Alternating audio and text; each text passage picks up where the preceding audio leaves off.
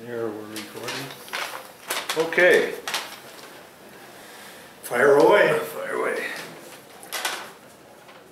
I'm just recording my Uncle Vernon here, and I'm going to submit this to the Congressional Library for the World War II veterans that's in Washington at the memorial. I had him registered there last year at this time, along with his three brothers.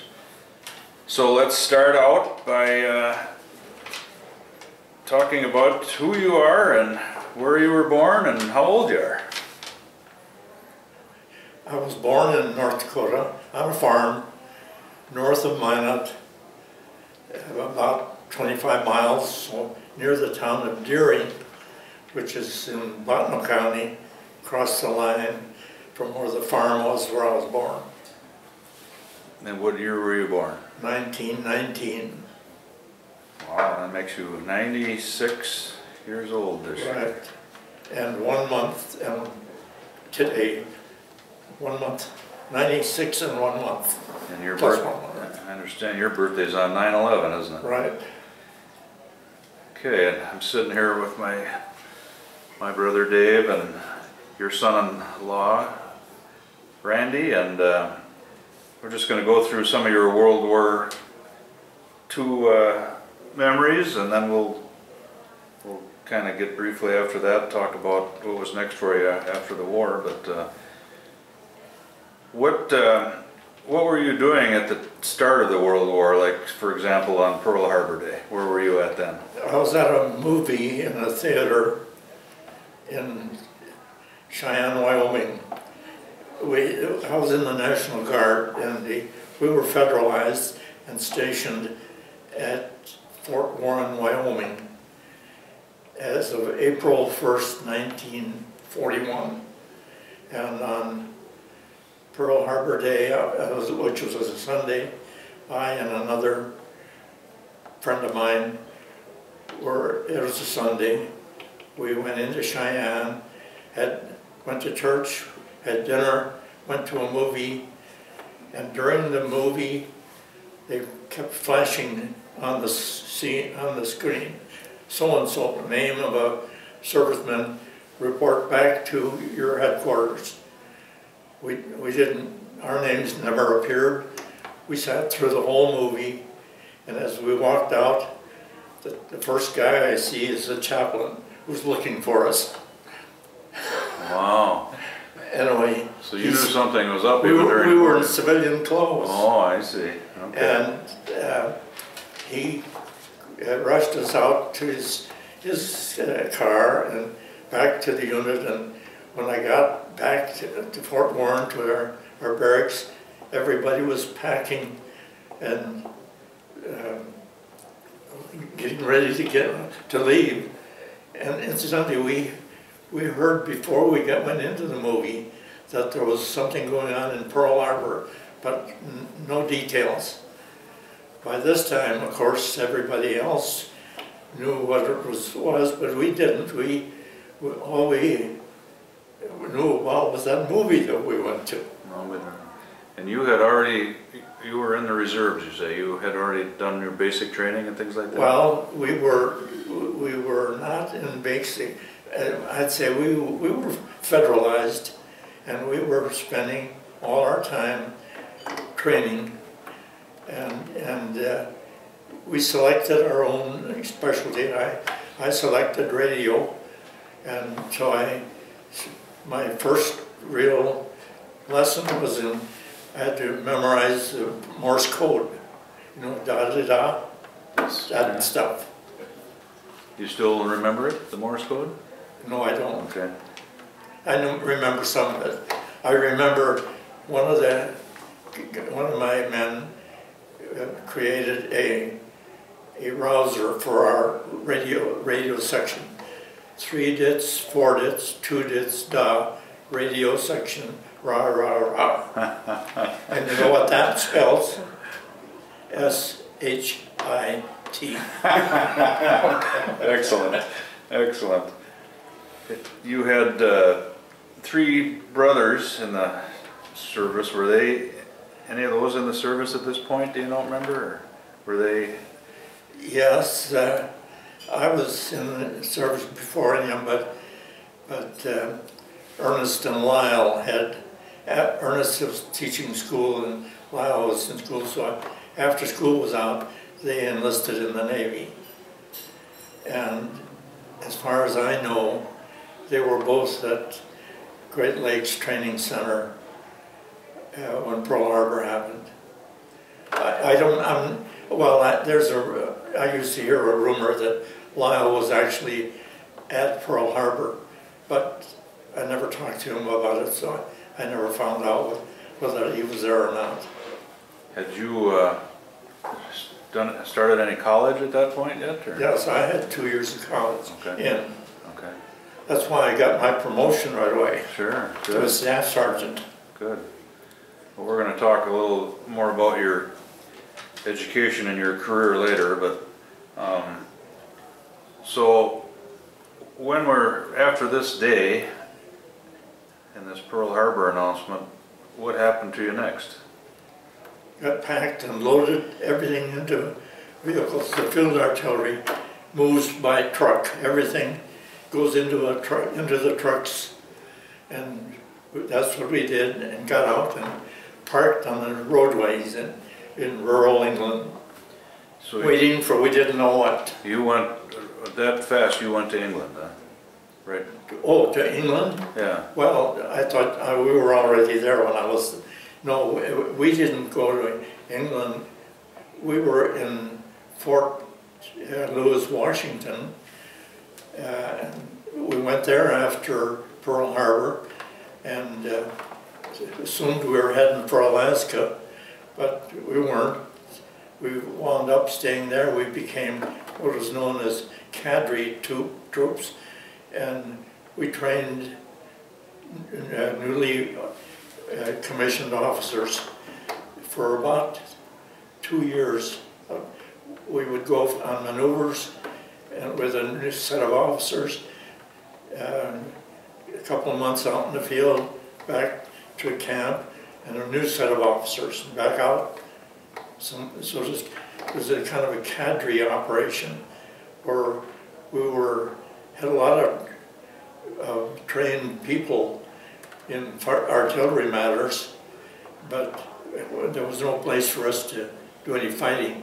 The other North Dakota National Guard unit was the 164th Infantry, and they were in combat 2 years before we were, and we were federalized about the same time.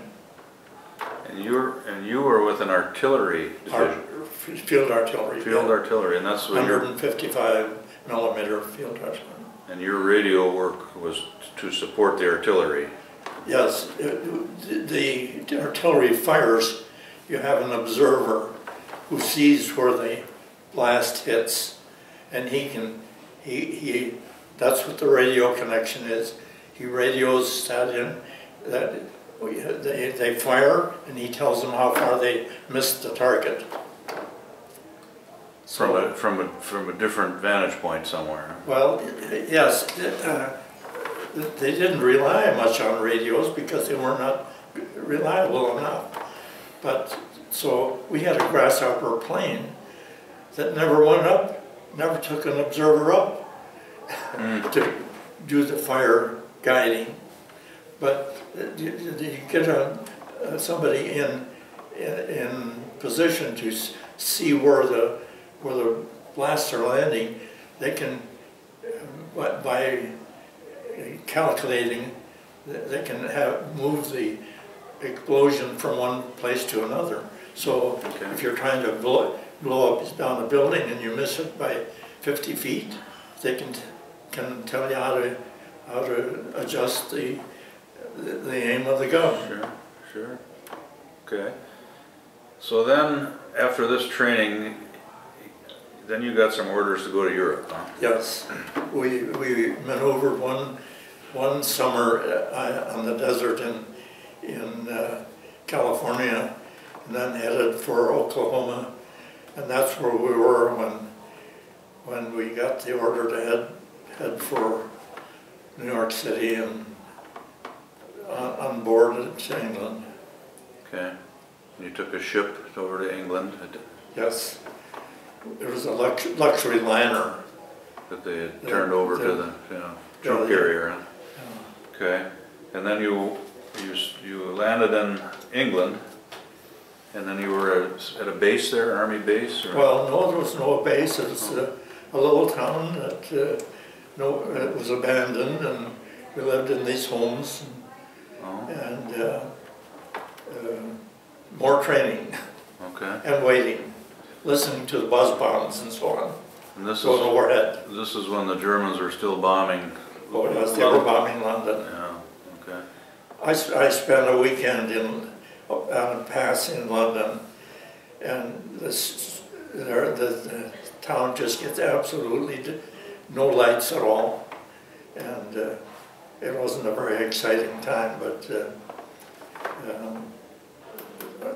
we got a taste of what it was like living in London when all those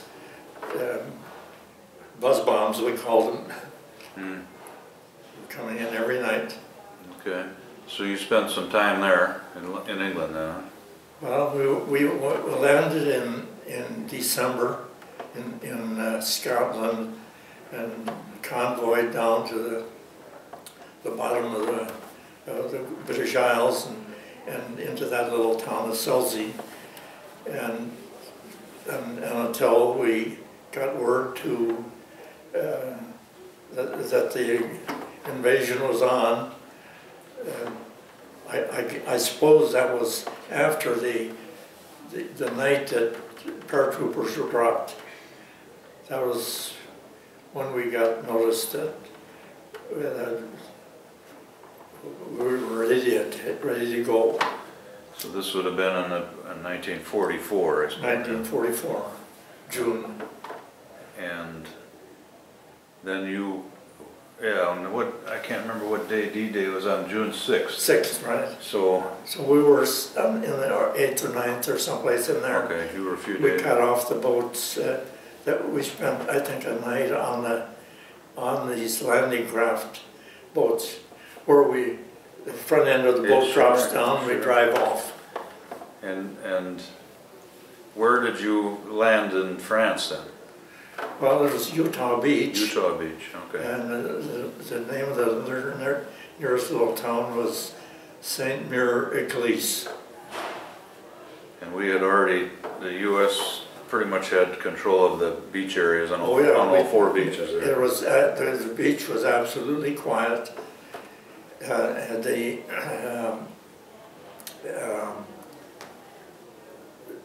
if there were any activities, it would be like a plane coming over, and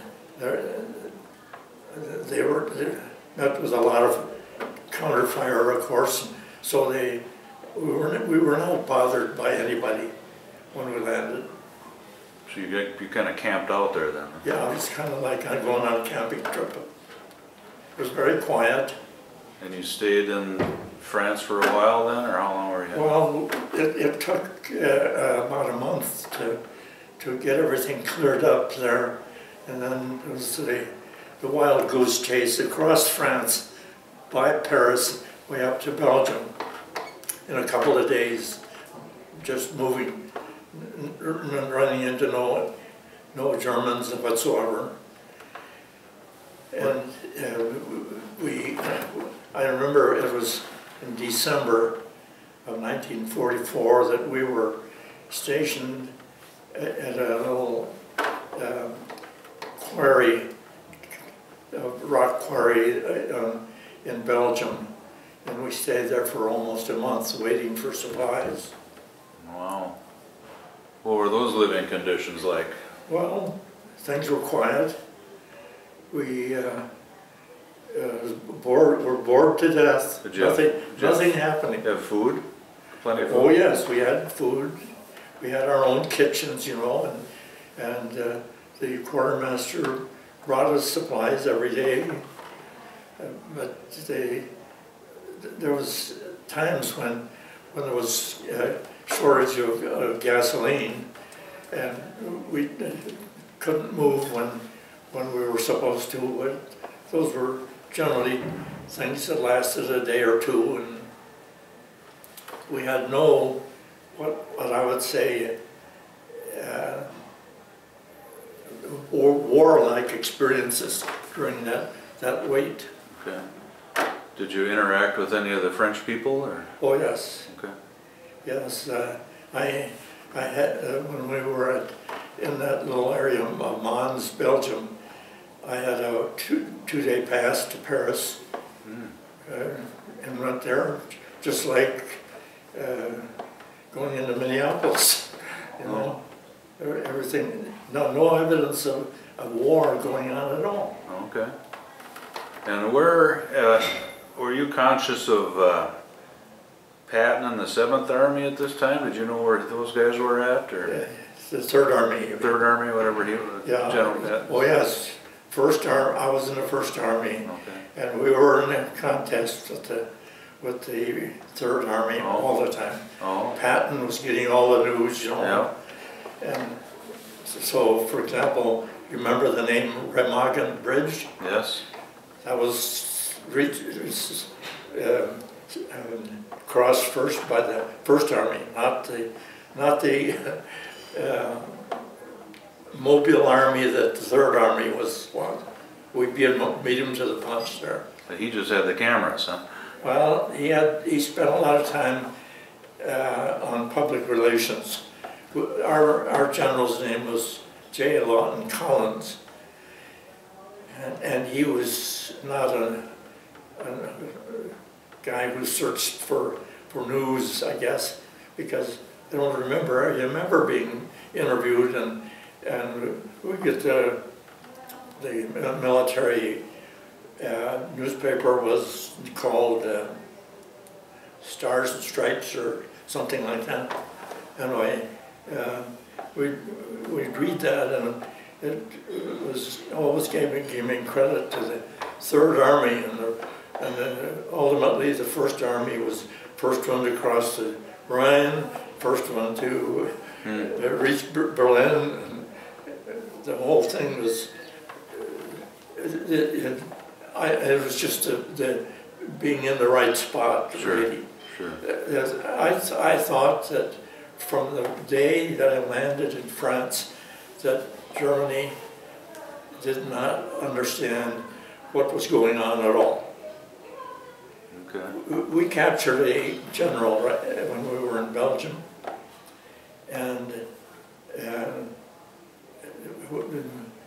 as far as we were able to determine, all the Germans were looking for ways to surrender. I remember our little radio section. We had a truck with a brick radio in the back, and we pulled into a little farmstead. We were setting up for a battle position, and we'd been traveling all day in dusty road.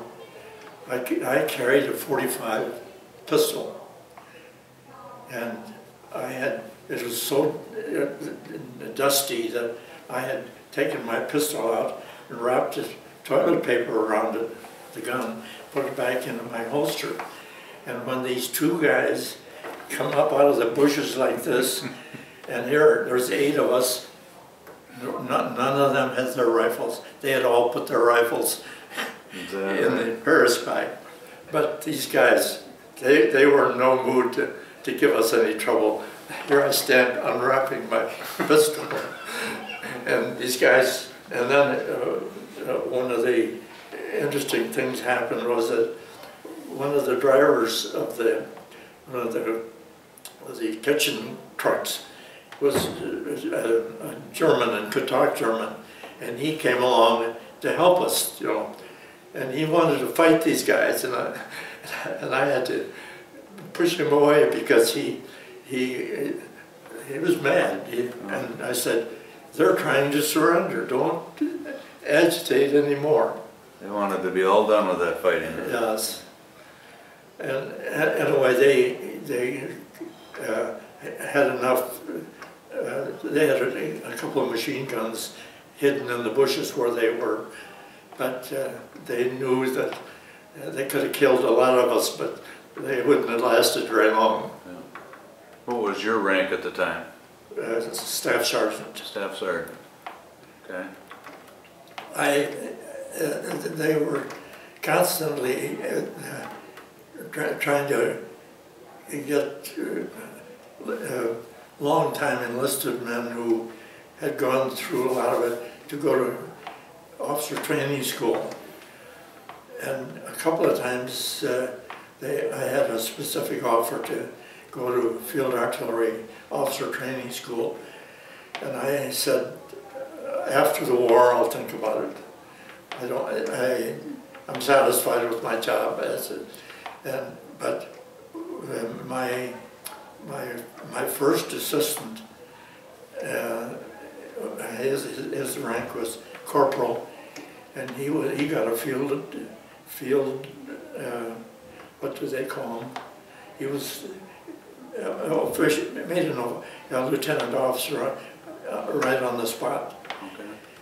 And became a very good officer, and one that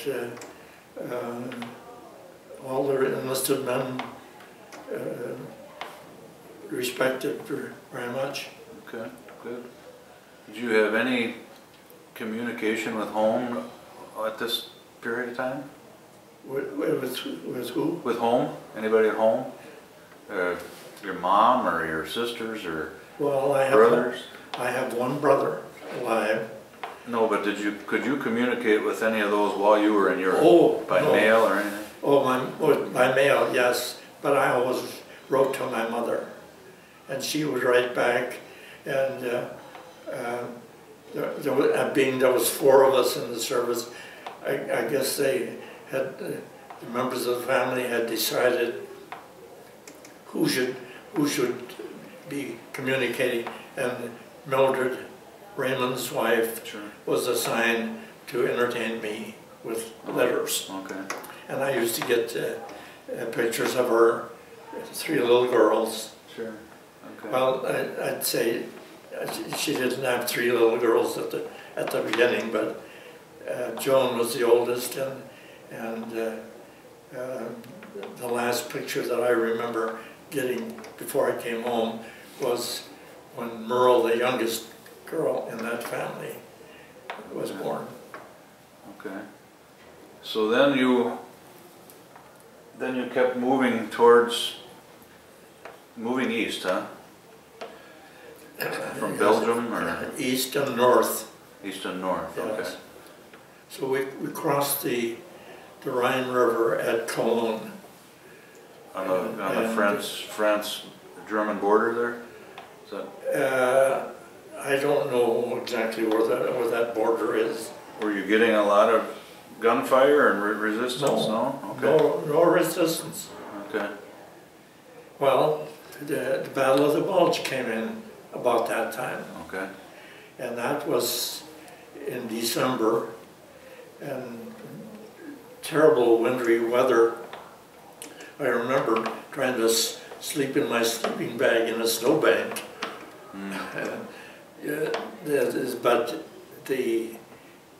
even there, the foot troops were meeting resistance, but it was all done. I only saw 1 dead German, and there was a frozen body hanging out of a tank that sat there, and the quartermaster hadn't been around. The quartermaster corps used to clean up the area behind when the war moved on. It didn't take long for them to get all the German dead and all of our dead disposed of. We never saw any of that, really the bad part of the war. And infantrymen probably saw it, but it was always cleared by the time we got there. But you were still dragging a lot of artillery with you? Oh, yes. Okay. You just weren't using it yet? Well, they would use it a little bit, but I can remember being near the little town of Aachen, and I'm not sure if that's in Belgium or Germany or where it is. I think it's in Germany, but our radio section was in a clump of trees, and we moved in at night. The next day I walked out and I could see our artillery were bursting in the distance, maybe 3 or 4 miles away. But that's a long ways away from seeing the horrors of war. You know, I didn't see dead bodies or blood. As a matter of fact, our whole battalion headquarters in all the activities of the whole war, we lost 2 men. Both were killed when their vehicles hit mines that exploded. Yeah, and this is after someone had already walked through that area, so they're just locked out, huh? Wow.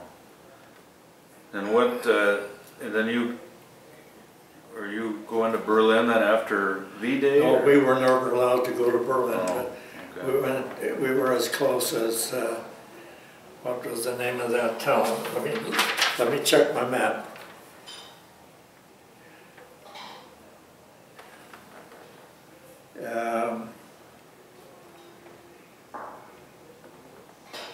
Like this is, oh.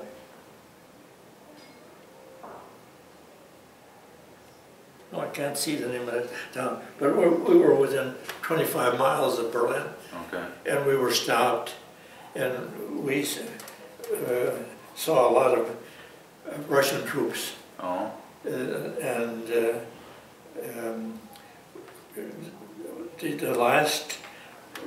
last function that I remember before I was sent home was I was made the sergeant of the guard, and we during the first night on duty, we hauled 2 women from this German war camp. They were both women were Italian, I think, and they were pregnant, and we had to haul them into the hospitals someplace because they were going to have babies. Okay. Didn't seem like war to me. How long did you stay over there after the? Not very long. Not very long. I think we were in that general area. It's not, I can't see it. Oh, this is the wrong map. Where's that big one? Right there. Oh, it's there. Yeah, I'll be able to see these dates.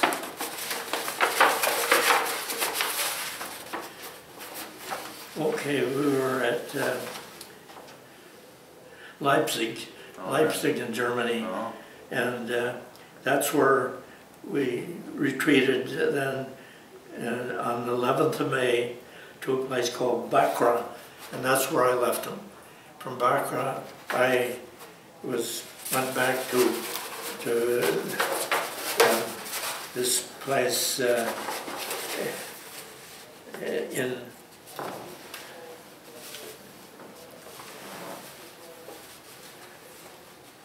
Chartres. That's where I went back and got on a boat and came home. How did you travel from Germany back to France, or how were you? It was in a truck. In a truck. Okay. But no evidence of damage into the highway system.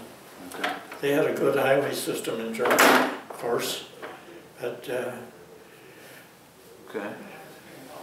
Then you went from France and you went across the Channel and went back to England? No, went directly from Paris, from France to New York. Oh, okay, okay. Do you want me in here? And then when you got back to New York, you were still obviously in the Army. Did you go back to North Dakota from there? Or? No, well, we were assigned to different units. I was in I had a 9th Corps. This says 7th Corps. I remember I had a 9th Corps emblem on my shoulder, and I'd never been in the 9th Corps, but that was the unit that I was in when I was hauled home. Okay. You just became one of them, huh? Yes. Okay. And then where did you go after that? Well, from this little camp in Wisconsin, I got my discharge, and I took the train into Chicago and visited my youngest brother, Lyle, Okay. who had just gotten a new wife about that time. And he was home from the Navy. Yes, he'd been discharged. Okay. I think some physical problem. I don't recall Okay. what it was, how he got out, but he got out of the Navy several years before, a couple of years before Ernest got out. Oh, is that right? Okay. And then you obviously went back to school. And then I went to the University of North Dakota. Okay. And then I got my commerce degree, and I was convinced by one of the commerce professors that I should try law school, so I went to law school. you went to law school there too? Yes. Okay. Okay. And that was in what, Fargo or Grand Forks? Grand Forks. Grand Forks, okay. Yes. And then I went to Minot and practiced law for about 2 years. Then I got an appointment to a federal position during the Korean War on price controls. I was in the enforcement division of price controls, and that lasted about 2 years. For the federal government? Federal government. Oh, okay. With our office in Fargo. And then when the Korean War ended and the rationing ended and everything, I got a job with the North Dakota Highway Department as a general counsel. Okay. And I held that job for the next 22 years. Oh. And then I ran for the Supreme Court. What year was that you first ran for the Supreme Court? Where was I at? What year did you first run for the Supreme Court? 1985, I think it was. And did you win the first time? Yes. Okay. 85 is when you retired. I ran for it was a vacancy. One of the justices resigned, so it was a special election.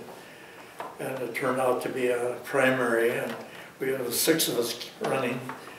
And I came in first, and a young lady came in second, and we had a runoff election, and I won all but 2 counties in North Dakota. I did pretty well. Did you do it real well? Did you have to campaign pretty hard? Or? No. No? Okay. I didn't know how to campaign. Okay. Okay. Good. Yeah, that's And then after I retired, after I spent 10 years on the bench, I retired and became a surrogate judge, which is a position that had been created by the legislature to help out, bail out the Supreme Court when they get overloaded. And I would accept assignments. I conducted hearings all over the state under the restructuring of the judicial system, and until the year 2000, I totally quit. Did you ever have any contact after the war with any of your fellow soldiers? Were you ever friendly with them, or? Practically none. Practically none, okay. You know, of course, the unit was originally from Minot, and I didn't stay in Minot very long because I spent the next 4 years in Grand Forks, Okay. going to the university.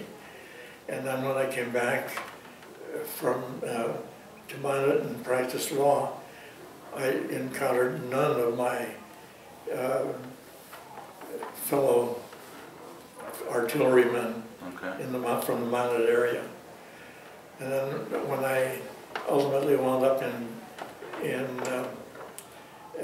Bismarck, I joined and then by this time I had my law degree, so I joined the Judge Advocate General's Division of the Air Force. Oh. So for the next couple of years I studied military law on my own, but eventually I think Glenn and my termination in the Air Force and Glenn's are on the same sheet of paper. Was that right?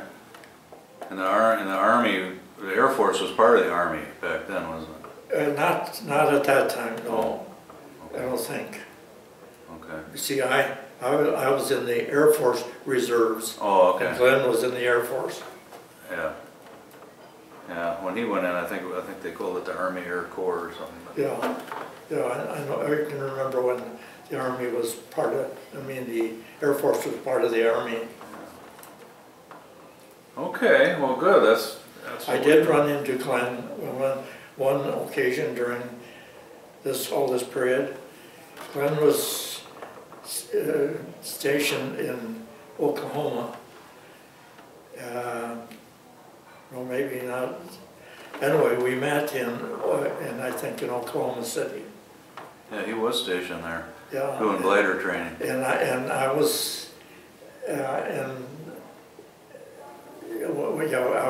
yes, that's when we were stationed at Camp Gruber, Oklahoma, getting ready to head for New York. Okay.